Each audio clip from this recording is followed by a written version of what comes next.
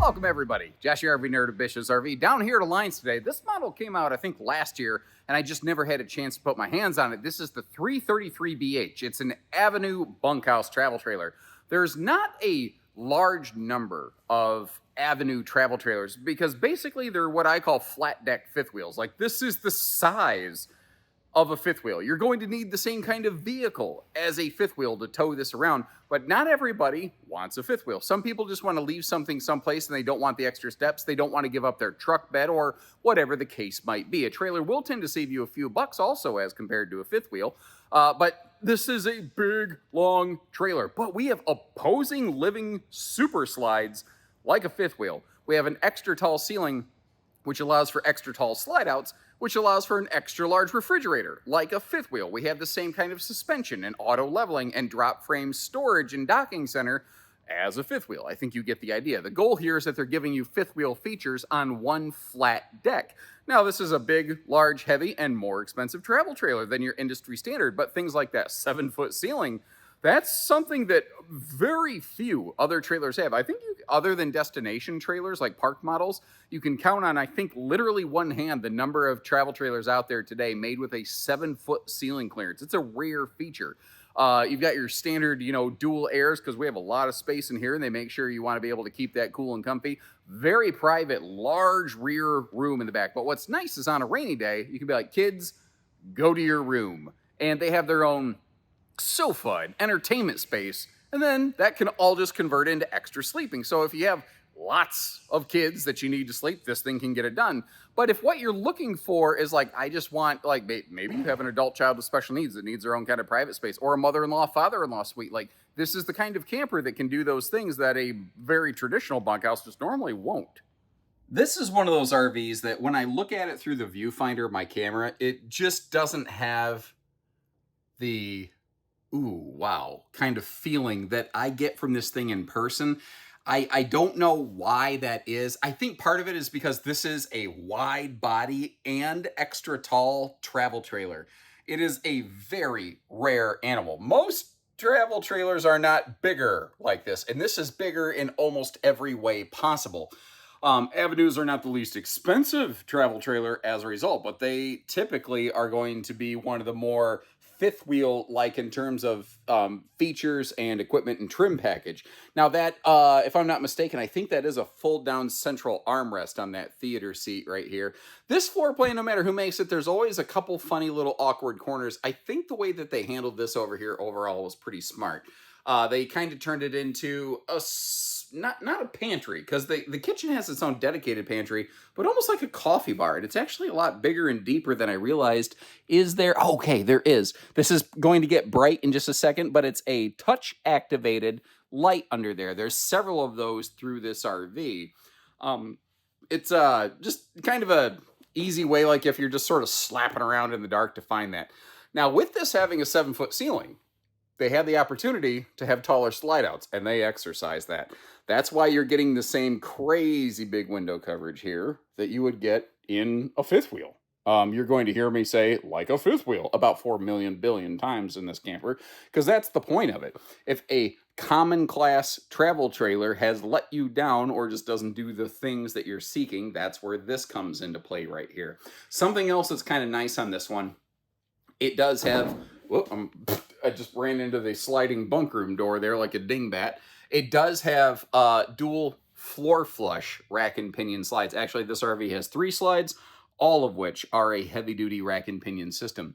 Now, once again, because they were able to go taller slide out, they were able to go bigger fridge. So that's one of those 16 cubic foot compressor fridges. Now, I'm just eyeballing this, but I'm getting pretty good at doing it after, showing RVs in road mode for years now, which, by the way, was thanks to, it was a suggestion from viewers like you, so please keep your input coming.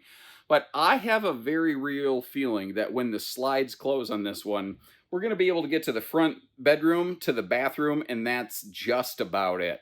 Now, we are staring just straight at the entertainment on this one, so it is a very easy, comfortable experience here. Now, the TV pivots, I wouldn't normally pivot it that much, but it does have a little bonus pocket of storage there. But just on top of the fireplace, there's also, I'm just going to call this like the remote controls or the manuals drawer, something like that. just add a little space. Now, the thing is, technically, I think behind the fireplace is some open dead air. A lot of times Alliance does something with that, but apparently this is not one of those times. The cabinet above the microwave obviously doesn't hold itself open, and I can't use the Jedi Force trick to hold it open with my brain grapes. So yeah, there you go. At a glance, the kitchen doesn't really have a lot of good drawer coverage. We will get to that actually in just a second here. It's just mostly on the island and the little entry coffee bar. And if you start looking around at a lot of RV manufacturers now, you see them advertising things like color-coded wiring and individual plumbing shutoff valves. Alliance has been doing that before nearly anybody else. Keystone beat them to the punch on the color-coded wiring thing, but a lot of brands still don't do it. And, the individual water shutoff valves, frankly, the vast majority of the industry still doesn't do that. I think I just identified a potential point of concern. When this super slide closes over here on the right-hand side of the screen, the camp side of the RV, I think that's going to prevent you from getting to the converter fuse panel. So if you pop a slide fuse, you're going to have to manually crank it to get it open. That's a super rare occurrence, but dude, it sucks when that happens. It sucks bad. So thing to keep in mind, massive space for wastebasket down there. You saw a couple drawers again in the little coffee bar area above the converter that gave me a little bit of pause, but then you see a few more over here. So overall, I think the storage is reasonable. There's builders who make floor plans like this that don't have any pantry whatsoever. I personally feel that's a significant error. Again, maximize campsite window coverage, extra tall slide, but also some flexibility in how you utilize your seating here. And notice how that's the absolute no knee knocker table. That's a nerd preferred thing right there. As a long-legged, clumsy goofball like myself, I prefer it when I can't gouge my shins up at the dining table. As mentioned earlier, that does have that, population controlling or cuddle compliant folding middle armrest. That's also where you're going to find your cup holders and a variety, like you've got a household outlet there and some USB plugs as well. This is also, I think, deceptively good storage over here. This is kind of like that countertop was deeper than I expected. If I get you on a little more of a angular view, it starts to come into to place. And then down below, just because they could, big old drawer here. Now, what's under that drawer, I don't know, but I do see a heat duct running through there, so I suspect that's probably, I don't know if there's a furnace or something under there. There's stuff under there is probably what I'm guessing. Now, you've noticed how that part of that dining bench has floated around like an ottoman. It also does have storage, or you could put it over here like a butt side burner timeout seat. Now, the cool thing with that fireplace, like if you've got a baby crawling around or something, if something gets too close to it for too long, it'll actually shut itself off. It does have a proximity detector, but it's always best practice to just be careful and smart and safe about that. Don't, trust technology to protect your family. Do it yourself is my recommendation. Now back here, obviously, we've got the move bunk, get out the way. And this can convert into basically like a second living room area. But what's interesting is this is like a triple bunk that sleeps four in a sense. And I'll show you what I mean by that. Now over here, the bunk is a little deeper. It's still, I think it's only about 72 inches long, give or take. It's about kid sized, because that's how bunks always are for whatever reason in the RV industry. But if you allow it, you actually have a really cool entertainment center back here for the kids or the guests. Giant drawers like this are always hard for me to display, so give me a second, I'll get woven over there where it's easier to see. One of the questions people ask all the time, so I always try to proactively look for an answer, is how do the kids get into that upper bunk? Well, the RV includes a ladder, but I think it's actually for the what I call the move bunk, get out the way, the ludicrous bunk. It really looks like you either have to help the kids or they have to climb up and down somehow. The thing is, I could see them trying to climb these shelves, and I don't think those shelves are reinforced for that. So you will want to consider that and plan accordingly, I guess. Now, when we get back over here, obviously, we have, more sleeping solutions available. And what's nice is that's just on a couple gas struts. It's simple, it's easy. You can set the ladder wherever you want, so you can leave the ladder in place to be able to get to the upper bunk, unless you use that hidden fourth sleeper. Well, no, I'm going to retract that statement. I guess I assumed, and I'm glad I double checked. This RV has a trundle bed. It just has an additional bunk mattress under the sofa that just pulls out when you need it. The thing is, it's like the same size as the overhead bunk on the left side of the screen that you can't see right now. It's about the same size as that. So if nothing else, you could use it as additional storage. But I did not expect that ladder to be, whether they did it or not intentionally, that worked well. Okay, one more little sort of, I guess I needed to double check this. It's the same length as this. It's not the same depth. I think it could still do the trick potentially, but you're going to want to kind of keep that in mind. Some people ask, how do I keep my kids from rolling out of bed? Factory doesn't really provide any sort of safety gates. There's all sorts of those things available in the RV industry. They're just not factory supplied here. Weaving our way around, I think we've pretty much killed the kitchen and the living area. Let's talk about the heating and cooling real quick. You're going to find, I believe, a standard dual air system on this, similar to their Delta system. That's a Furrion Chill Cube unit right there, 18,000 BTU. And then you'll have a second unit up front. I think I got to double check. Please double check me on this. I think it might be possible for Alliance Avenue trailers to have an optional third air now. I think that would actually be located in the bunk room of this model, but I'm thinking that, not knowing that. I see so many RVs all the time that sometimes specific details of individual models gets a little murky. By the way, more and more campers are starting to do some kind of at least basic Starlink prep where you can run some cables, plug in the modems, all that kind of stuff. So more and more of that is becoming available. We do not have the peekaboo, I smell you bathroom door. And this is a Max Air fan. It's not the 14-inch or whatever big 11, 10-inch blade fan. It's the small one, but that does have a built-in rain blocker cover. Now, this is one of the areas, the bunk room, the bathroom, and the bedroom, the three smallest rooms, I think have the biggest benefit from the wide body nature of this, because they're able to give us a bigger bathroom that, as you can see, I can do a Running Man routine on that turlet and be just fine right there. They have maintained the, no heat ducts in the flooring here, giving you a little look at the storage on the right side of the screen that's under the countertop right there. That is a stainless sink. They do change from solid surface kitchen counters to thermofoil in this bathroom area right here. It's interesting to me that Avenue trailer does that, but Delta does not, when Avenue's supposed to kind of be the step above, but I guess maybe, I don't know, so I missed something there. But with this having that 7-foot tall ceiling, man, the headroom in the shower is awesome. I'm a little over 6 foot tall in that footage right there. I have zero headroom issues in these whatsoever. One of the tricks is you don't really have a lot of dedicated linen storage in that bathroom, so you will have to kind of plan for that a little bit. Up front here, we do have a 60 by 80 True Queen bed, to my knowledge. They don't currently offer any other bed swaptions on this model. That being said, it does mean that we have a little more width on each side of the bed to walk around and to get some bigger cabinet space.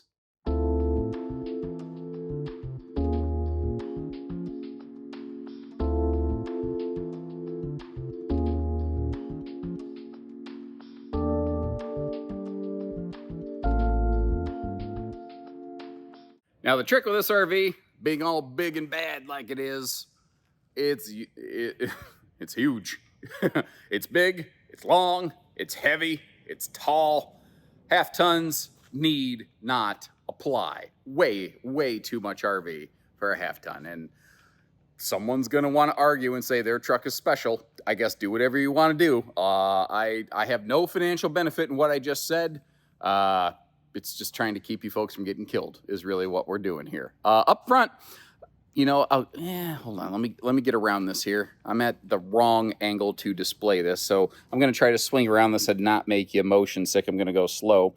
The top of this flips open like a Pez dispenser. You're kind of like, hey, buddy, blah, blah, blah, like, Terrence and Phillip off South Park. But that's your auto leveling control on the front there. Also, dual 30-pound propane tanks, which they're not the first camper to ever do that. Man, a lot of RVs nowadays seem to be going to 20s.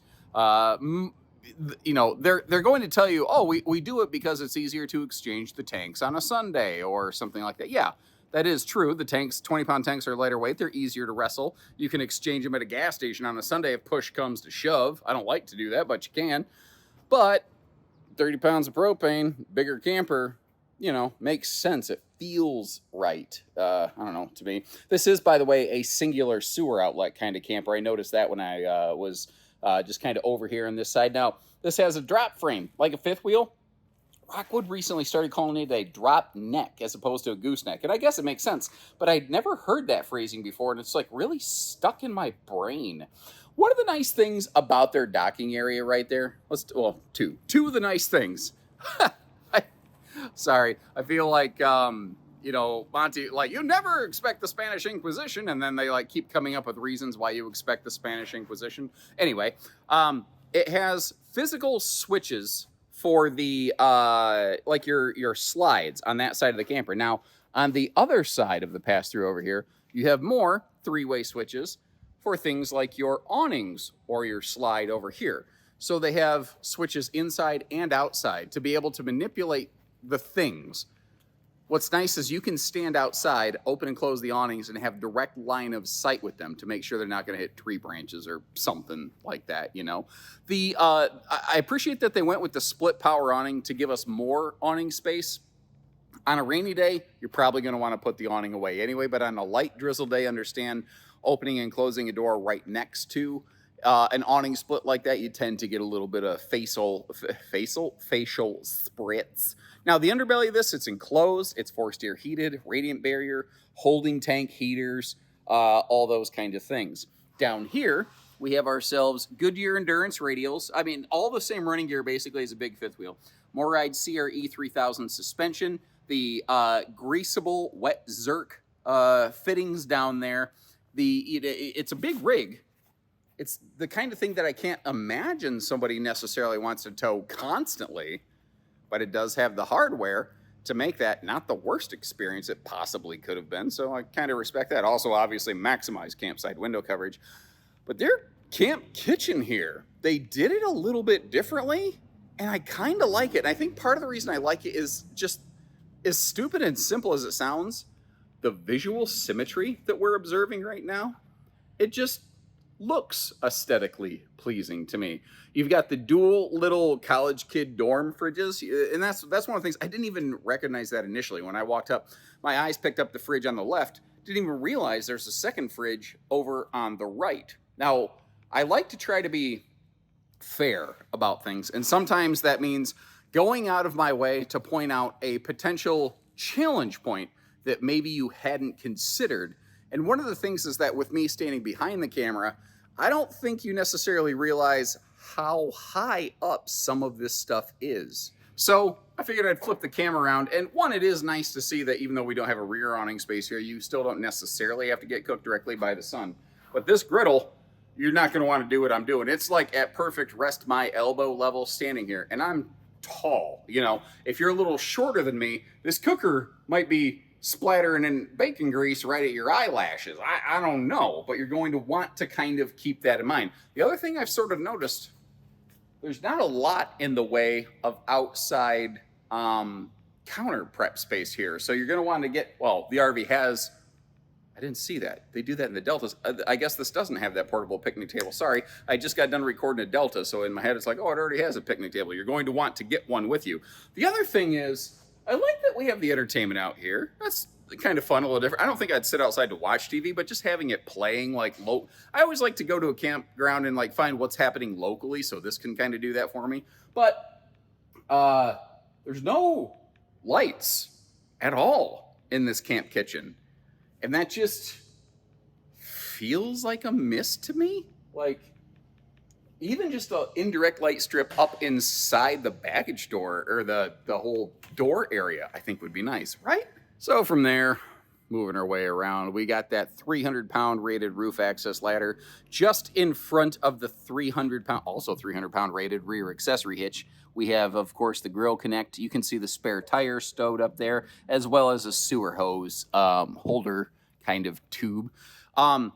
Oh yeah, this is one of the fun things that I was going to talk about in the front pass-through that I got distracted and forgot. That looks like a cold water sprayer, but if you back the footage up in that front pass-through compartment, looks like a hot cold water mixer, like, you know, handles for a faucet, but no actual faucet. That is where you set your temperature for your multiple different outside hot cold sprayer points, which is a little different. And by the way, both of these, hold on, all three of these slides, because I forget this is a triple slide, they are all rack and pinion on this camper, nothing else. So thanks again for tuning in. This floor plan is not exactly unique to them. Like Heritage Glen Hemisphere from Forest River has a pretty cool version where the kitchen living room is sort of north-south flip-flopped a little bit. Eagle has something like this. I think Reflection has something like this. A couple brands have something like this. It's a pretty cool model. Cougar, I think, has something like this, now that I think about it.